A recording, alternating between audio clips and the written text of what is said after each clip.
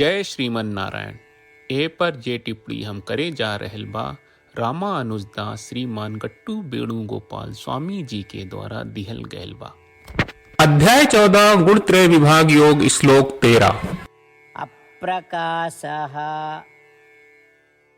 अप्रवृत्तिश्च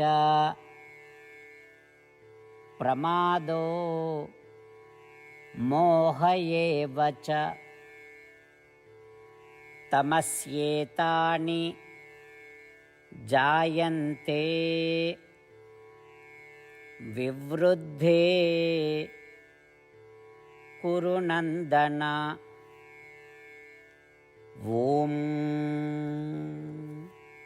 गीताचार्य श्री कृष्ण परमात्मा अर्जुन समेत हमनी सबके गुण त्रय विभाग योग सिखा रहल बानी। परमात्मा कह रहल बाड़न, हे अर्जुन, जब आलस्य लापरवाही आओ पैदा हो जाला ता जान ले कि बाकी दू गुण पर तमोगुण हावी बा। हे अर्जुन, जब भी रउरा जौन करे के चाही ओकरा करे में संकोच महसूस करी। जब आलस रउआ पर हावी हुई जाला, जब रउआ गलत करे के इच्छा होके जब झूठा ज्ञान सब मामला में राउर निर्णय के प्रभावित करेला, ता समझी कि तमोगुण रउआ पर मजबूती से प्रभावित कर रहल बा। ई कह के श्री कृष्ण परमात्मा हमनी के सिखावत बाड़न कि सद्गुण, रजोगुण और तमोगुण हमनी के भीतर हमेशा मौजूद रहेला और अलग अलग समय पर यही में से एको गुण बाकी दो गुणों पर हावी हुई जाला और हमनी के कर्म पर असर डालेला। ऐसे आपन कर्तव्य के निर्वाह में आलस से बचे के, जौन ना करे के चाहिए ओकरा से परहेज करके और सात्विक भोजन खाके हमनी के सत्य गुण विकसित करे के कोशिश करे के चाहिए और आपन बारे में सही ज्ञान प्राप्त करे के चाहिए। ई तरह से हमनी के सत्गुण के विकास कर सकनी जा, रजोगुण और तमोगुण के दबा सकनी जा और तीनों गुण के बंधन से मुक्त हो सकनी जा। श्री कृष्ण परमात्मा के शिक्षा के ध्यान करत हमनी के श्रीमन नारायण की प्राप्ति के लक्ष्य से अपन शरीर के प्रयोग शुरू करी जा। हमनी के श्रीमन नारायण के पूरा तरह से समर्पण करत श्री कृष्ण परमात्मा के वचन के श्लोक के रूप में दोहरावे के कोशिश करी जा। अप्रकाशो प्रवृत्तिश्च प्रमादो मोह एव च तमस्येतानि जायन्ते विवृद्धे कुरु नन्दन। श्रीमद् भगवत गीता का पूरा सार श्री कृष्ण परमात्मा ने अध्याय 18वें के श्लोक 65 से 70 में 8 काम करे खातिर दिले बाड़े। श्री कृष्ण कहले, हम ओ लोगन से प्रेम करनी जो लोग इन 8 बातन के मान तारे। हम ओ भक्तन के हर तरह से रक्षा करब। श्री कृष्ण परमात्मा के द्वारा बोलल गईल संपूर्ण भगवत गीता सुनला के बाद अर्जुन कहले, करिष्ये वचनम त्वा, जेके मतलब बा, कृष्ण मैं उही करब जौन आप कही। यही कारण बा श्री कृष्ण अर्जुन के हर तरह के सफलता आ विजय प्रदान करेले। आई परमात्मा के आपन व्रत देई कि हमनी के ये 8 गौ कर्म के पालन करी जा। ई वचन परमात्मा के देवे से बड़न कौनो पूजा तपस्या यज्ञ नहीं। हम 8 प्रण कहब जौन हमनी के करे के चाहिए। आप सब कृपया इन्हन के आपन दिमाग और दिल में सोची। श्री कृष्ण के आपन वचन देवे के ई तरीका में हमनी सबकी कल्पना करे के चाहिए कि श्री कृष्ण का चेहरा खुशी से चमकत बा और खुशी के एहसास करत बा। जय श्रीमन नारायण। यहाँ हमनी के 8 वादा बा।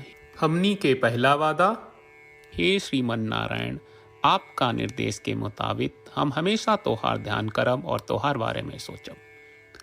हमनी के दूसर वादा, हे श्रीमन नारायण, आपका सलाह का अनुसार हम हमेशा आपका भक्त रहब। हमनी के तीसर वादा, हे श्रीमन नारायण, हम आपन सब काम तोहरा सेवा के रूप में और तोहरा संतुष्टि खातिर करब। हमनी के चौथा वादा, हे श्रीमन नारायण, जैस की आप माने के कहले रहलू, हमरा बहुत विश्वास बा कि हम आपके होई और हम हमेशा आपन दोनों हाथ जोड़ के आपके नमस्कार करब और आपकी पूजा करब। हमनी के 5वां वादा, हे श्रीमन नारायण, हमरा के तोरा बात माम एकम शरणम ब्रज 1866 याद कहले, जहां आप हमरा के आपन का अर्पित करे का कहा। श्रीमन नारायण, मैं हमेशा तोहरे शरण में रहब। हमनी के 6वां वादा, हे श्रीमन नारायण, हमरा के तोहरा बात माँ सुचहा 1866 याद कहले कि आप हमनी के शोक ना करे का आश्वासन दे रहे बड़े, हम अब और शोक ना करब। हमनी के 7वां वादा, हे श्रीमन नारायण, आपने हमरा खातिर श्रीमद् भगवत गीता के वितरण करके हम सबके कृपा कहले और आशीर्वाद दहलेबा। हम वादा करत बानी कि रोजाना कम से कम एक श्लोक पढ़ब या सुनब। हमनी के 8वां वादा। हे श्रीमन नारायण, आप गीता के पूरा मानवता तक ले गयलू। हम गीता में आपके दिव्य वचन के उन भक्तन तक पहुँचावे के प्रयास करब जे गीता से अपरिचित बा। हे श्रीमन नारायण, हम उई करब जौन तू करे का कहब। हम ऐसन व्यवहार करब जैसन आप चाहत बानी और हम खाली आपका खातिर काम करब।